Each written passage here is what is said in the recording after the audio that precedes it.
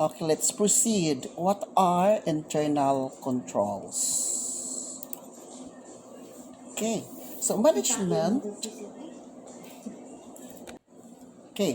management must control identified risks to help the company achieve its performance and profitability targets, prevent loss of resources, ensure reliable financial reporting, and ensure compliance with laws and regulations, avoiding damage to its reputation and other consequences. So, meaning to say that internal control comprises the plan of the organizations to safeguard its assets. That's the main objective of internal control. Aside from the fact to aside from the fact that the financial statement must be reliable and accurate, businesses also are monitored by regulatory bodies. So it means to say that through internal control, there is a legal process, a legal, somewhat like legal operations and so forth. So in summary, internal controls can help our company get where it wants to go and avoid pitfalls and surprises along the way. So what is internal control, by the way? Internal control is a process effected by an entity's board of directors, management, and other personnel designed to provide reasonable assurance regarding the achievement of objectives in the following categories. So, effectiveness and efficiency of operations. Okay, meaning to say that the operations is free from errors and irregularities. Reliability of financial reporting, what jud gidoktor-doktor ang mga figures, and compliance with applicable laws and regulations, yes, implement and adopt managerial policies and procedures. So, control definition reflects certain fundamental concepts. Meaning that internal control is a process, it means to an end, not an end itself. So, we can say that it is really a continuous process. Internal control is effected by people. It's not merely policy manuals and forms, but people at every level of organizations. So, employees must be obedient enough to follow what has been implemented in the organizations as far as internal control is concerned. Internal control can be expected to provide only reasonable assurance, not absolute assurance to an entity's management and board. Meaning when a reasonable assurance that such control is totally affected, but not 100% affected as to manipulations. Kaya naaman lagi bisag imong pagtuo nga there is already a reasonable assurance that you have a strong internal control, but there is still somebody nga makalusot just to mislead the organization. So that is why it could be considered as continuous process, because you keep on changing every now and then if you have found out that such internal control is too weak. What you're going to do is that you need to find remedies to make that weak internal control into a strength. What are the objectives of internal control? So internal controls are established to further strengthen the reliability and integrity of informations. Okay, particularly accounting informations. Compliance with policies, plans, procedures, laws, and regulations so that the operations is smooth. Then, safeguarding of assets, dili makawat ang imong mga assets, economical and efficient use of resources, and accomplishment of established objectives and goals for operations or programs. So, internal control established a strong company with the aim to grow and multiply.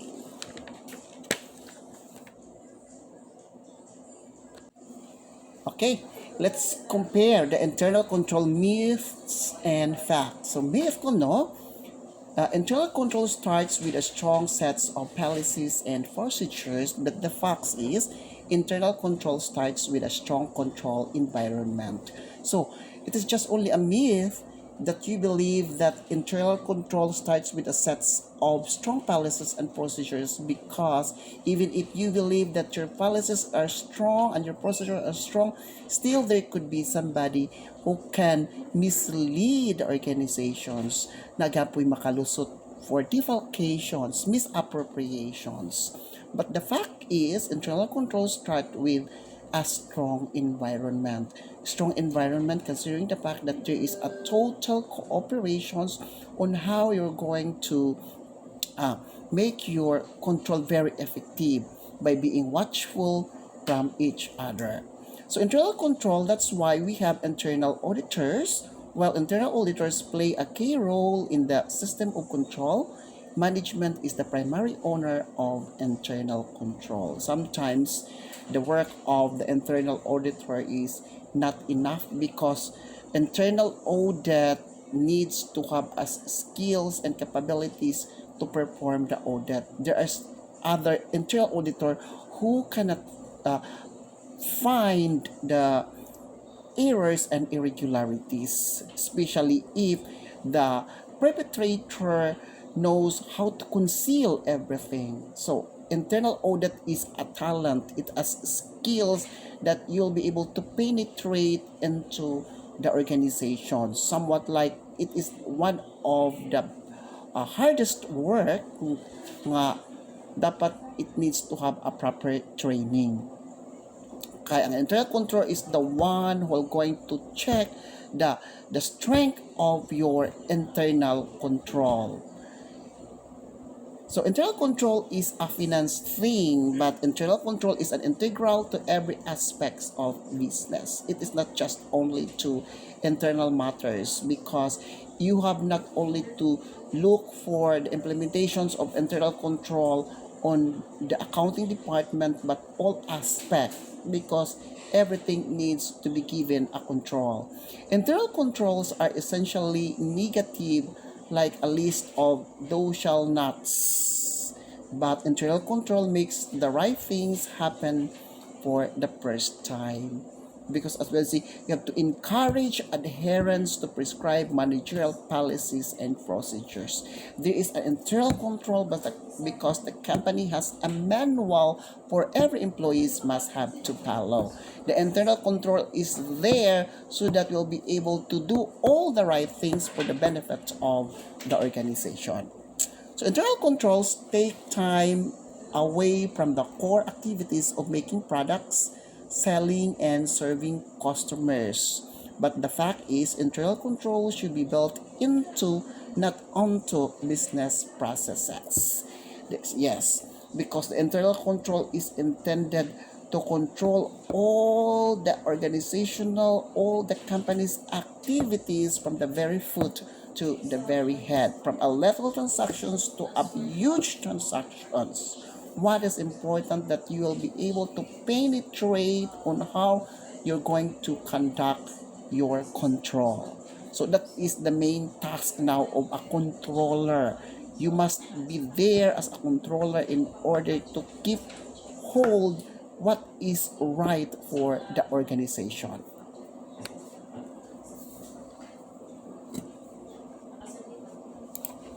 Okay, so redefining the control focus. Yeah. The new approach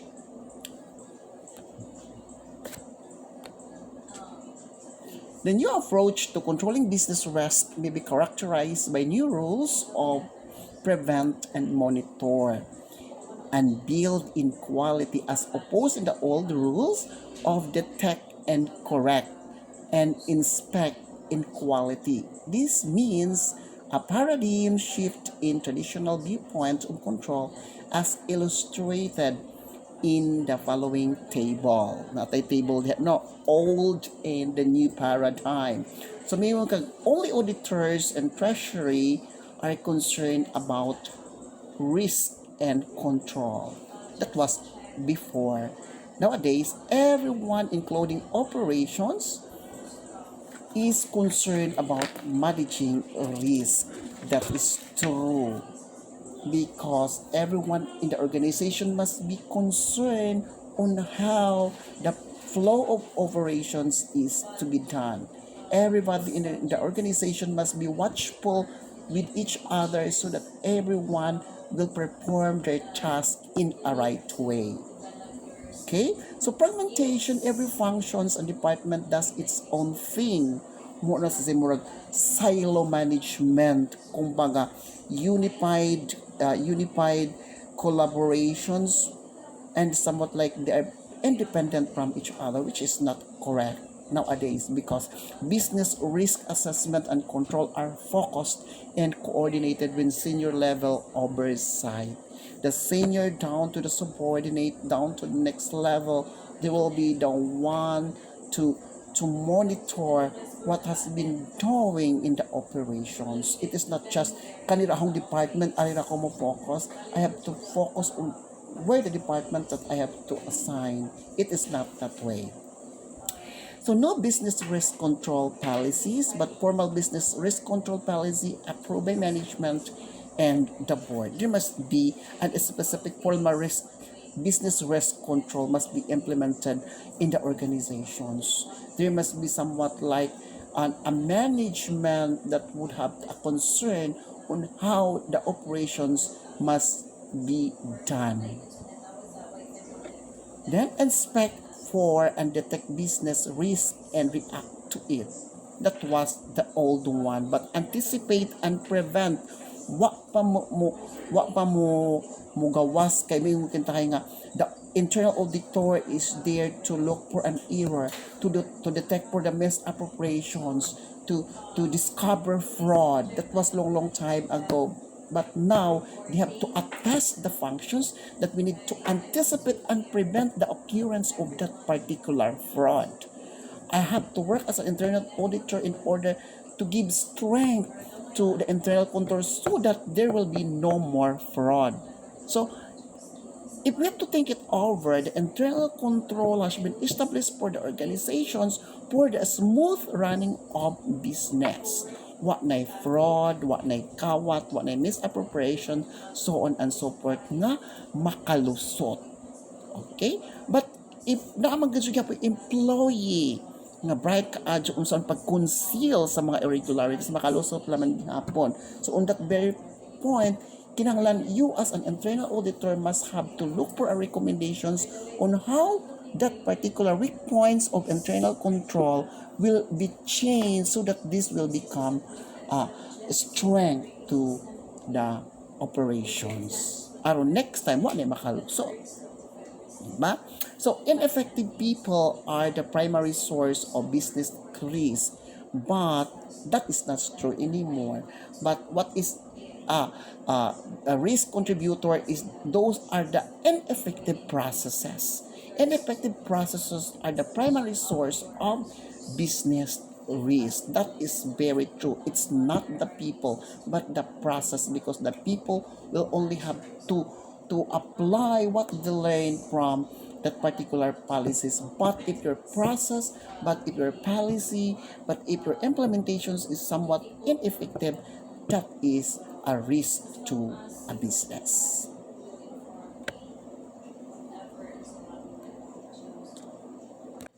Okay, let's go to internal control structure. So the internal control structure from control environment to risk assessment, control activities, information and communications, and monitoring. So in many cases, you perform control and interact with the control structure every day, perhaps without realizing it. No, murag ingon ka nga na wa man ko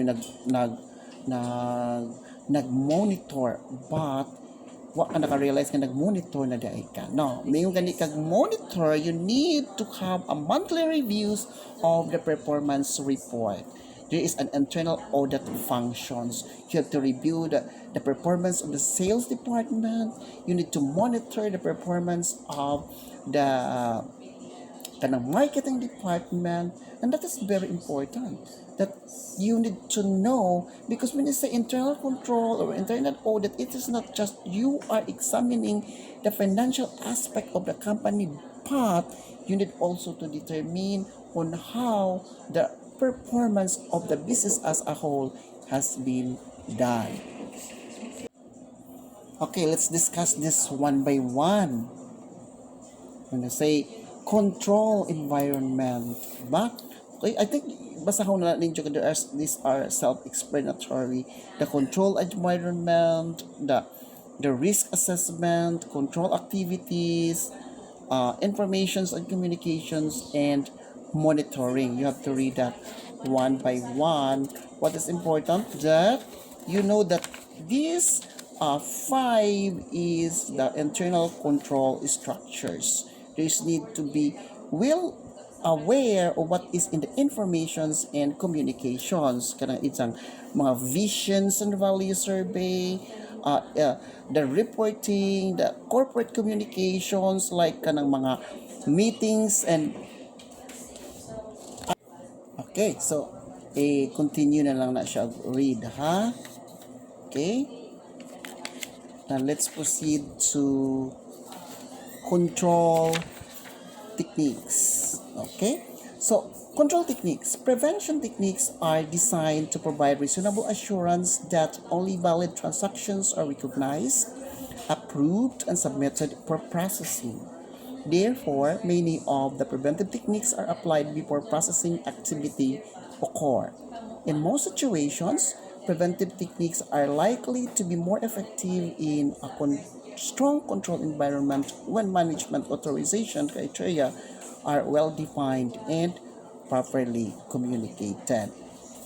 Okay, mga examples sa anino is kaning mga segregations of duties. For example, di pwede ang cashier at the same time sa mahimong bookkeeper kaysa dyan rin siya pag manipulate to record the wrong figures. So that is why the bookkeeper and the cashier should be separated.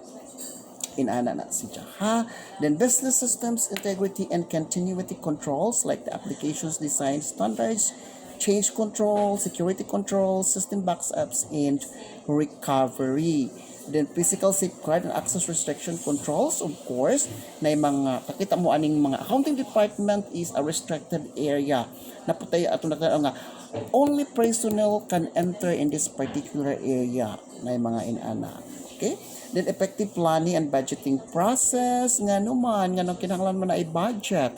Budget is very important so that employees will not expense any item kung wa nakasaad sa budget. Now, if that particular expenses is really necessary nga wa nakasaad sa budget, that will be the time that the particular department head will have to seek for a request of that request for approval so that that particular necessary expenses will be executed.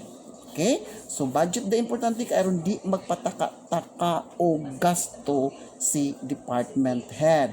So effective whistleblowing processes. Si whistleblower importante ra ba jud ni kay meaning to say that there is somebody watching your activities. Kanang whistleblower gani for example semester A nahimo siyang whistleblower with regards to its manager nga nangawat murag siya ang witness, si whistleblower ang witness to tell the truth that there is a misappropriations that is done by the manager.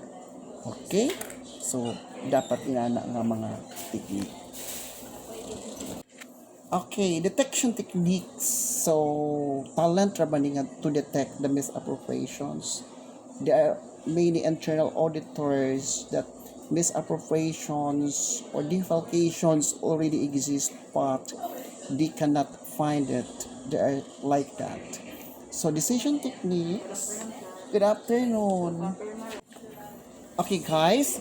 Detection technique is, as I have said, detection is a talent. It is a skill, but because there are many internal auditor whose main task is to look for the errors and irregularities, but they are not able to find any findings.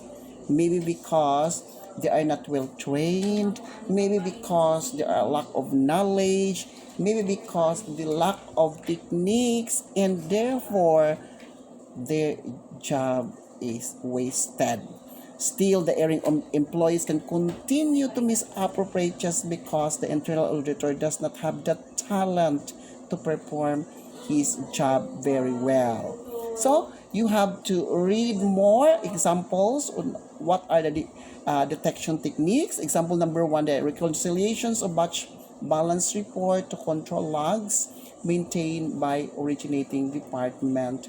This is a way to identify if such control logs is genuine or not. Dili ba hinimo ra na may uban nga kintahay bingon ka nga my department has a $1 million sale, but you're just only window dressing in the sense that you just only make a good figures, but in reality that is not the correct one. It is something like this. So in an exam raba, I have to cite a situations. I have to compose a situations. Now it's your work on how you will be able to detect that there is an errors and irregularities on that one. So mo ni hang plan aning dihang dapita. So you have to read it over on what are the different detection techniques employed in cash and banks accounts. How do you will know that the cash reflected in the financial statement is totally correct? How you will be able to know if the cash is misappropriated, the bank balance is somewhat like correct, the withdrawals of the bank is totally authorized, something like that. Mga cash activities, the disbursement, yung cash receipts, katuning mga official receipts, katong mga resibo nga imong gi-issue when you have a collections, when there is a collections of cash from receivables, or when there is a payment for an item purchase. And how about disbursement? What are the different procedures that is employed by the company when it comes to disbursement? What are the possibilities that this disbursement is somewhat like genuine? Wala ba na sa gi-mark upan? Imbes kami palit ka og 50,000 worth of machineries, wa maghimong 70,000 sa imong purchaser na mga inana. How you be able to detect that such particular situations, that such particular price of that particular item is somewhat like original or somewhat like true? Wa ba na sa gi-doctor, wa ba na sa gi-alter, so on and so forth. Okay? You have to read it over. How about the sales and receivables? Sales ba na may mga uban nga instead that it is a cash sales, gihimo ni manager nga himo a credit sales. Unsa mga benefit ni Jenny ato? And how about the receivables? Mingon ka nga si customer B na ay may bayad og 50,000 pero 20,000 ra giresibuhan. How you will be able to detect that customer B is general o true nga may bayad og 50,000 nga 20,000 naman reflect sa resibo? So it is like that. It is very important that you'll be able to know the exact and the correct transactions on a particular account. Okay? I-review lang na ninyo diha. Inventories. Kung saan mo pag-detect ang inventories, wa ka pangawati.